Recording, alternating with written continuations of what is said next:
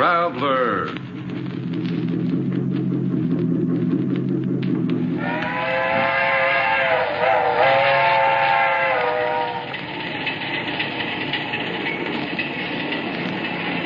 This is the mysterious traveler, inviting you to join him on another journey into the realm of the strange and terrifying. I hope you will enjoy the trip, that it will thrill you a little and chill you a little. So settle back, get a good grip on your nerves. I hope it's not making you nervous, being alone with me here in the dark. Darkness stirs strange terrors in some minds, particularly those of children. For children live in a world of their own, a world far removed from that of adults. Who among us knows the psychology of the child mind, with its devious thoughts and actions, as in the tale of The Good Die Young?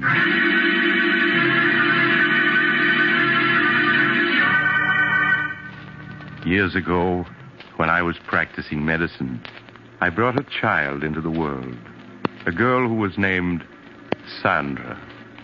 In the years that followed, she grew into an extremely beautiful and clever child. But my story begins the day that Martha, the housekeeper, was finishing her duties for the last time. Sandra, come in here. I want to see you. Sandra! Were you calling me, Martha? Yes. I told you to come right home after school. Where have you been? Oh, I'm sorry, Martha. I didn't hear you tell me to come home right after school. I'm sorry, truly I am. Save your acting for your father, young lady. It hasn't fooled me for a long time. Sandra, since your mother died, you're becoming more and more of a problem every day. Well, at least after tonight, I won't have to put up with your lies and your 1,001 little tricks. What do you mean, Martha? Your father won't be needing a housekeeper anymore. I'm leaving tonight. But why? Well, I'm not supposed to tell you. But you may as well know now as later. Your father is bringing home a new mother for you tonight. A new mother? Yes, he's just married again. But I don't want a new mother. Daddy and I don't need anyone else. We're happy the way we are. Sandra, stop screaming. I won't have it. Do you hear? I won't have it. Your new mother's a very fine woman. I met her last night. I hate her. I hate her. Daddy's mine and no one else's. She hasn't any right to him. If you don't stop that screaming, I'll tell your father when he comes home tonight. Oh, no, don't do that. I'll be good. But I hate her, and I always will. I'll never stop hating her. That's a fine way to talk. Perhaps I ought to warn the poor woman about Sandra. Well, then it's none of my business. Besides, she'll find out about her soon enough.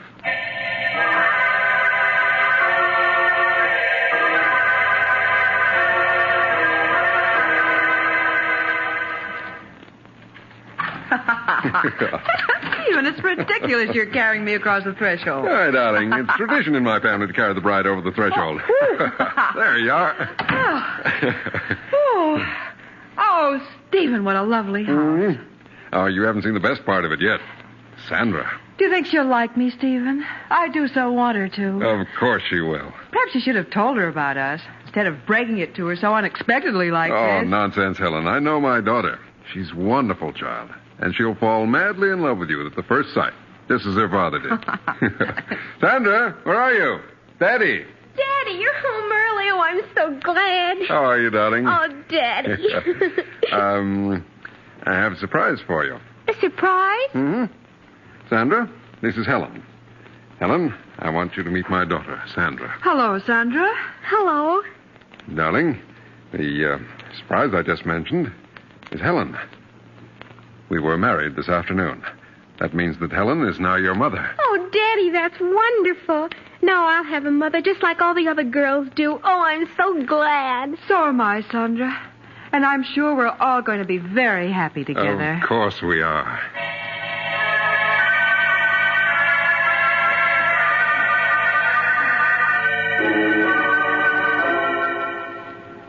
That night, after the family had said goodbye to Martha and seen her off, Sandra was sent to bed. She lay quietly in the darkness, thinking. Occasionally, she would speak softly to her doll, Barbara. She hasn't any right being here, Barbara. Daddy and I were perfectly happy until she came along. Tonight he didn't even notice me. Just kept looking at her. Well, she shan't have him. He's always been mine, and he always will be.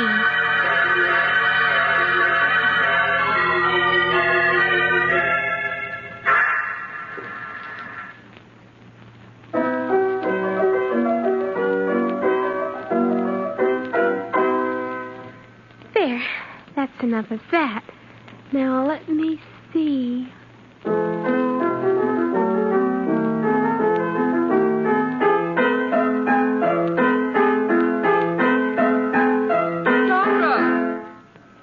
The second time this afternoon I've asked you not to pound the keys that way. That's no way to play. I'm sorry, Mother. It's not only the piano, dear. There are many other little things. And you pay no attention when I speak to you about them. I don't mean to do them, Mother. I just forget. Well, please try to remember, dear.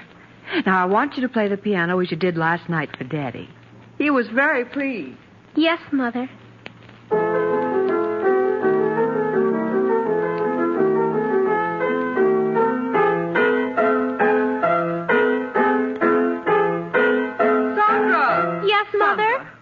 I thought I asked you to stop pounding the piano like that. But, Mother, I was just composing a new piece for Daddy. Well, that wasn't music, Sandra, but just noise. That'll be enough for today.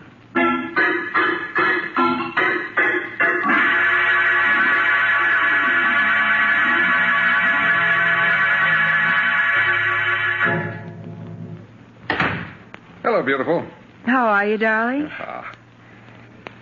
Well, why wasn't Sandra at the door to meet me?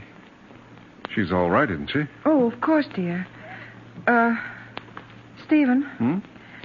I was a bit angry with Sandra this afternoon. Angry with Sandra? Why? What'd she do? Well, several times this afternoon I had to speak to her about pounding the piano, being loud and discordant. Well, that isn't like Sandra. You know how well she plays. Yes, of course. That wasn't the way she played today. Well, I'll go up and see her. All right. Supper will be ready soon. All right, Ellen.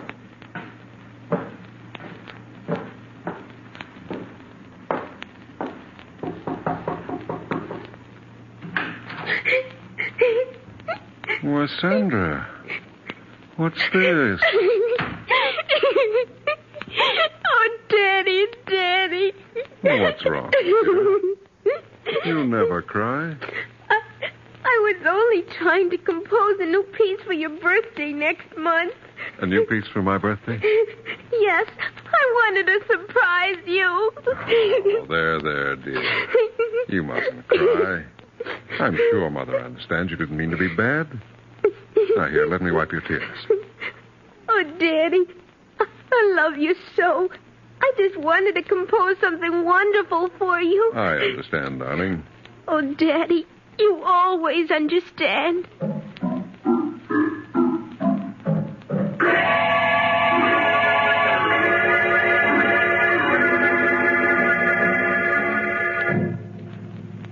Is supper ready, dear? Mm-hmm. Where's Sandra? She'll be down in a minute. Helen. Yes, Stephen? She really didn't mean to pound on the piano and get on your nerves. It's just she was trying to compose a new piece for me. But, Stephen, it wasn't music. It was just noise. Well, you mustn't be harsh with her. You know what children are like. In their enthusiasm, they forget what they're told. But, Stephen, I don't know exactly what to say. It's just a question of being patient with her, winning her love. All right, Stephen. Perhaps I was a bit impatient with her. You know I want nothing more than for the three of us to be happy together. I know that, darling. And the three of us will be happy together.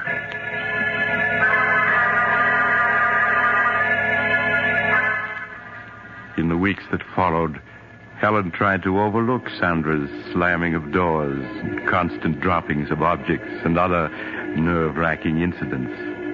In time, she felt, Sandra would come to accept her love and guidance. It was just a matter of patience. Sandra? Is that you? Yes, Mother. Please sit down, dear. I want to talk to you. All right, but do hurry. Daddy'll be home soon. Sandra, every day I've been giving you milk money for school.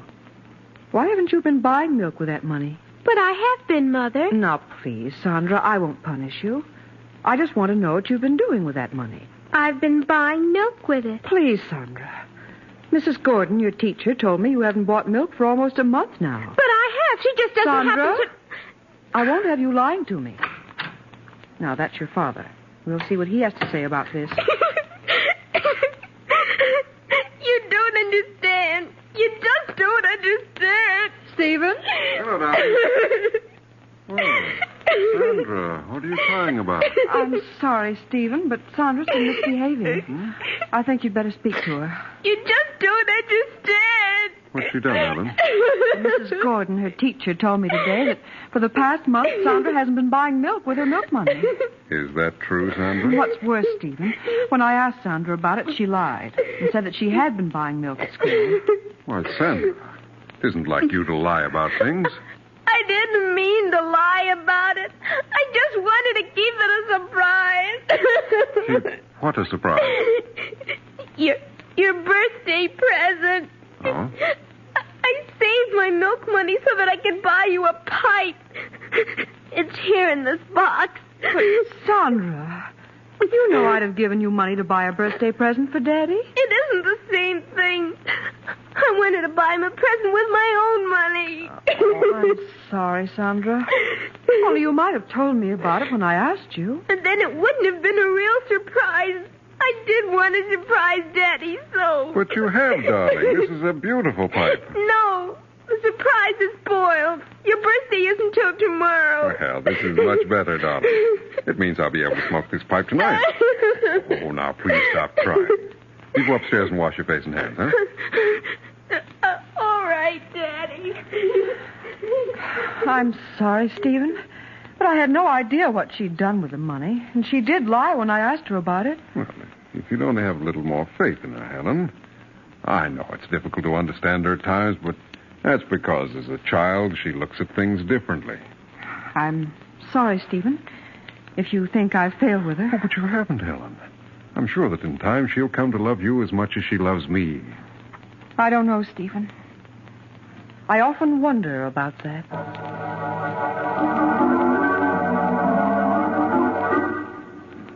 As the weeks went by, Helen found herself coming no closer to winning Sandra's confidence. It wasn't that Sandra was unfriendly, but there was an air of reserve about her, which vanished only in her father's presence. Helen felt Stephen watching her anxiously when Sandra was about, and sought to reassure him.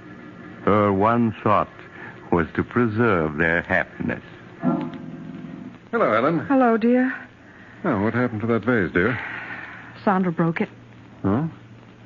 Well, accidents will happen. Stephen, this is the fourth piece she's broken in 2 weeks.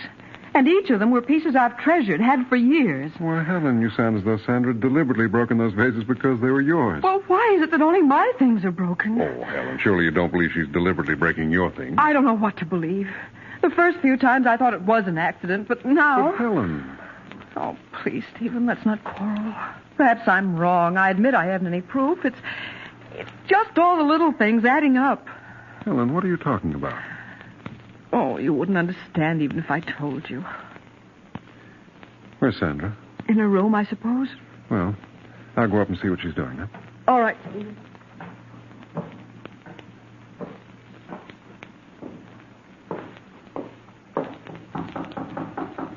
Sandra, it's Daddy. Are you in your room? Huh, it's funny. She isn't here. Hello, what's this? A note addressed to me. Dear Daddy, I'm sorry about the broken vase. Tried my best to be a good girl, but everything I do seems wrong. I make Mother very unhappy, so I'm running away. I love you very much and always will. Your daughter, Sandra.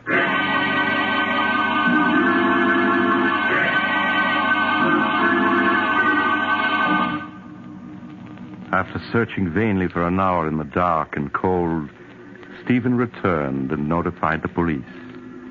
All through the long hours of the night, he and Helen sat up, not saying a word, each afraid to speak, for fear of what might be said. As the first rays of dawn showed, the doorbell rang. Stephen rushed to answer. Mr. Hamilton? Sandra. Oh, Daddy. Darling, everything's all right now. I'm the police matron from the 55th Street station, Mr. Hamilton. One of the officers on the force just found her. Thank you. Thank you very much for bringing her home. Oh, that's all right, Mr. Hamilton. It's our job. Goodbye. Goodbye. There, dear. Don't cry. Oh, Daddy, it was so dark out there. And I thought I'd never see you again. What a thing to say. How do you feel, Sandra? Do you want me to take her, Stephen, and put her to bed? No, I'll do it, Helen. All right, Stephen. Just as you say.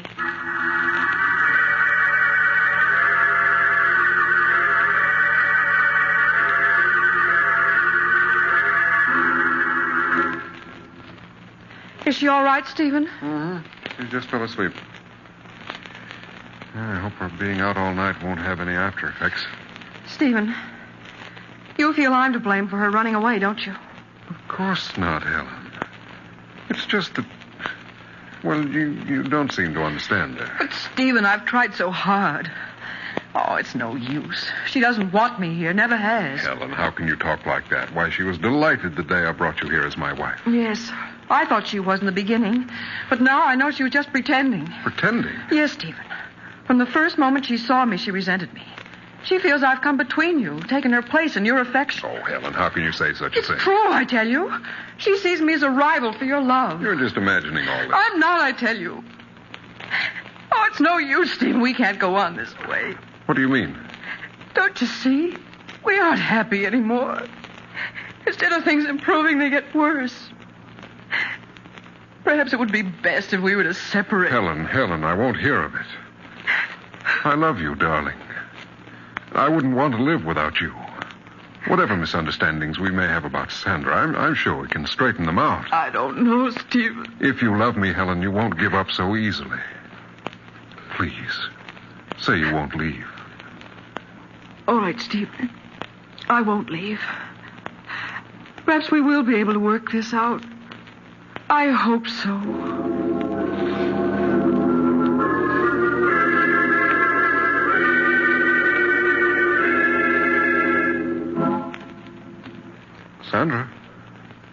Sandra, you awake, darling? Yes, Daddy. Sandra, Mother and I were very upset when you ran away last night. Mother seems to think you ran away because you couldn't get along with her. She felt so badly about it, she wanted to go away. She did? Yes. But I told her how much we both loved and needed her. So she's promised to stay. Oh, I see. Sandra, you will try to be a good girl and do as Mother wants, won't you? It would make Daddy very happy. Oh, Daddy, I'd do anything to make you happy, anything. That's a good girl, darling. Now, you get up and get dressed, huh? I'll wait for you downstairs. All right, Daddy. He just doesn't understand. He should have let her go, but she's still here. And she's going to stay. I won't have it. I won't have it. I hate her. I hate her.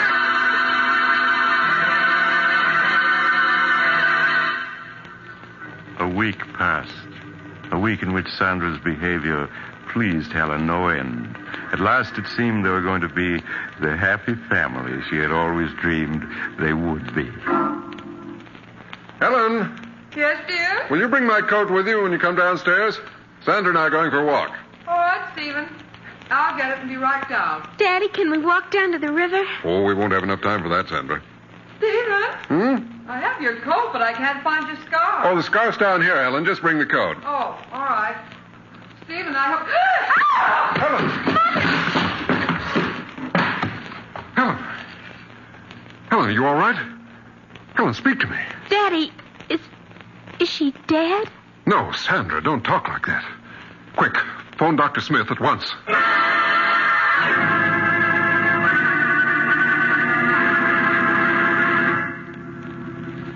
I arrived at the Hamilton home to find Helen suffering from shock, but otherwise unhurt.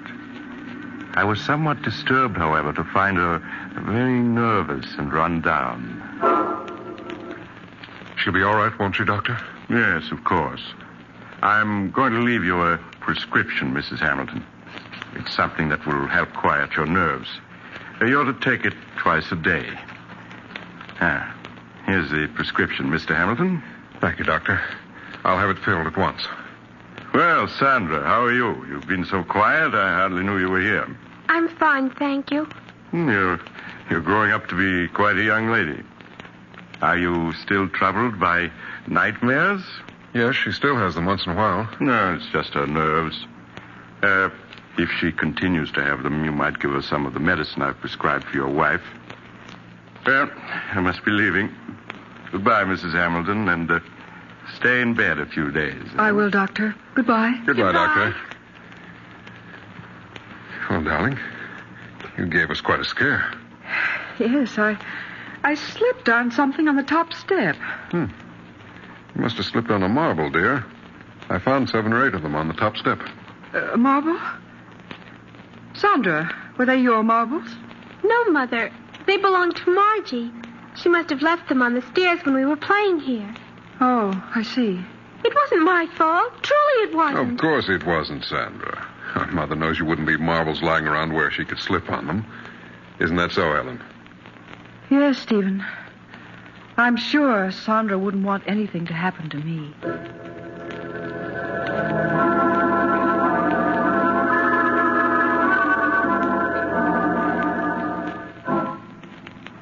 Sandra, will you come into Mother's room a moment, please? Yes, Mother.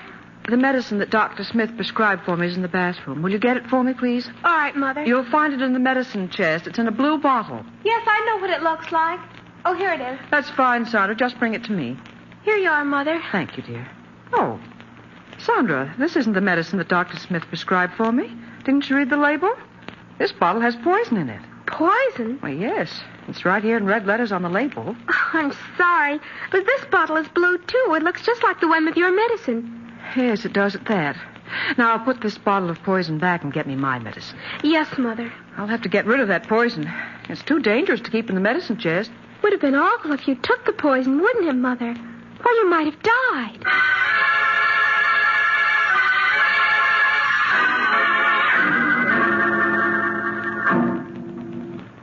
No, go away.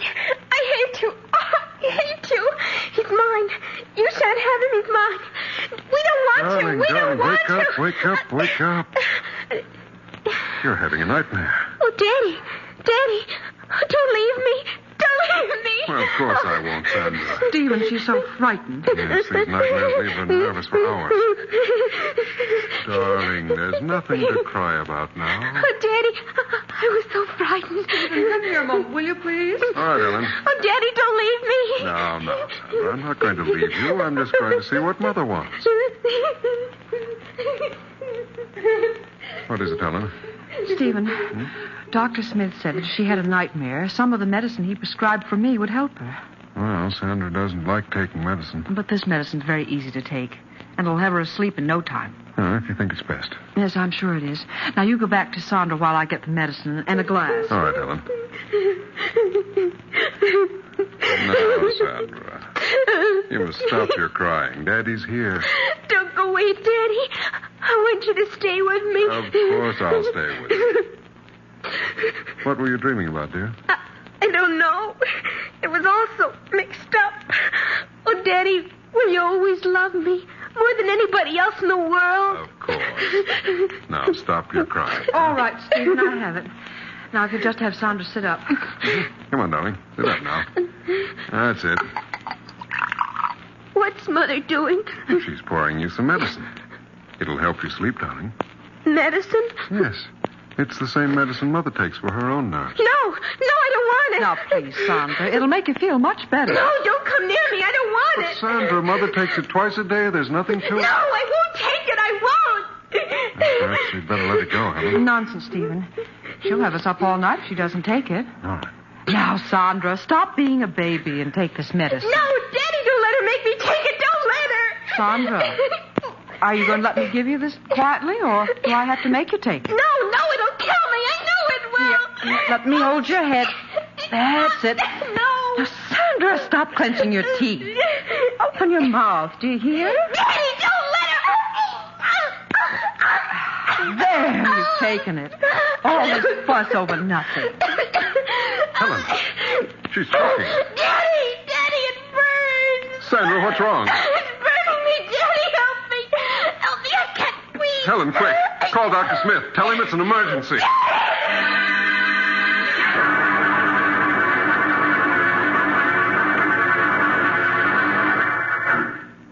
Stephen, here's Dr. Smith. Let me see her. She's been unconscious for 10 minutes now. Doctor, you must do something. I'm afraid it's too late, Mr. Hamilton. She's dead. Oh, no. No, she can't be. I'm sorry. How can she be? We only gave her the medicine you prescribed for Helen. Yes, here it is. Let me see it. But this medicine wouldn't kill her. It's only a nerve tonic. You can see. Doctor, what is it? Why, this is the bottle, all right. But the medicine in it isn't the medicine I prescribed. But it is. I took some of it last night. I assure you, this isn't the medicine I prescribed. Then what is in that bottle? It smells like carbolic acid. Carbolic acid? But that's impossible. Look at the label. You can see it's my medicine. Yes, the label's right, but someone poured out the medicine I prescribed and replaced it with carbolic acid. Oh, no. But why? Why should anyone want to do such a thing? Who could possibly want to kill Sandra? Everyone loved her. Ask Helen. She'll tell you that Sandra...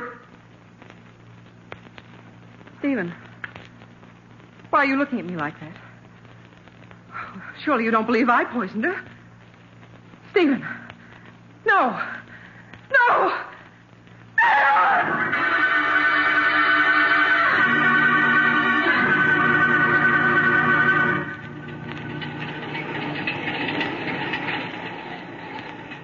This is the mysterious traveler again.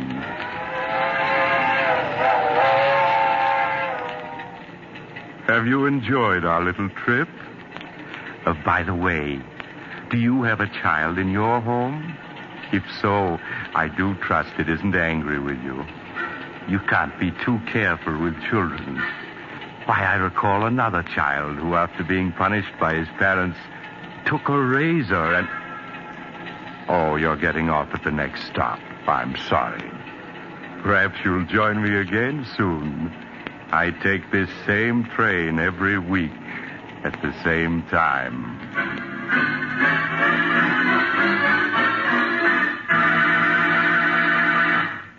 You've just heard Chapter 13 of The Mysterious Traveler, a series of dramas of the strange and unusual brought to you each week by station WOR. In tonight's program, The Good Die Young, Betty Jane Tyler played Sandra. The Mysterious Traveler, written by Bob Arthur and David Kogan, is directed by Jock McGregor. Original music was played by Doc Whipple.